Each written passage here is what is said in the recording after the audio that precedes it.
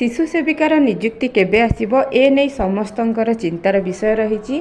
तो संपूर्ण वीडियोटी को देखंतु आपण माने जानि परिबे जे केबे यार नोटिफिकेशन टी आसीबो सबकिछि आलोचना करबा। वीडियोटी को शेष पर्यंत देखंतु। तो आपण माने जानिथिबे जून 29 तारिख रे मुख्यमंत्री घोषणा करथिले जे ओडिसा रे खूब शीघ्र 45,000 शिशु सेविकार नोटिफिकेशन आसीबो।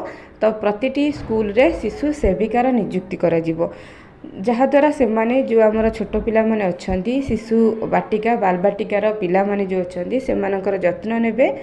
तो सबू एगुडी को आपण माने समस्ते जानि सारिथिबे सेमानकर दरमा केते रहिबो, से माने केउ केउ काम करिवे, सब समस्ते अवगत आपण माने समस्ते जानिछंती।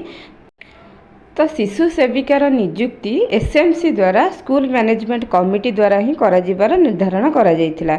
इतिमध्ये 1 मासरु अधिक हेई गलानी, तथापि यार कौन नोटिफिकेशन आसबार कौन सूचना वर्तमान नहीं।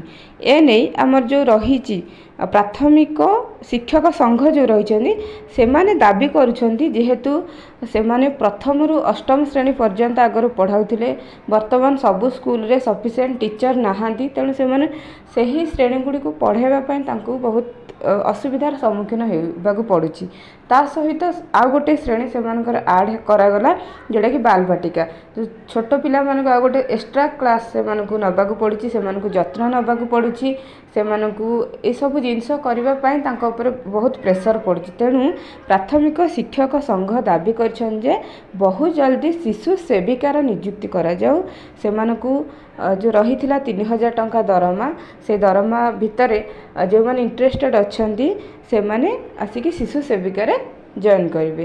तो ए नहीं आमर चाप पकाई प्राथमिक शिक्षक संघ, जेहेतु जातीय शिक्षा नीति 2020 लागू करा जाइछि, तेणु राज्य में 45,000 माने स्कूल रे शिशु सेविकार शिशु बाटिका खोला जाइछि।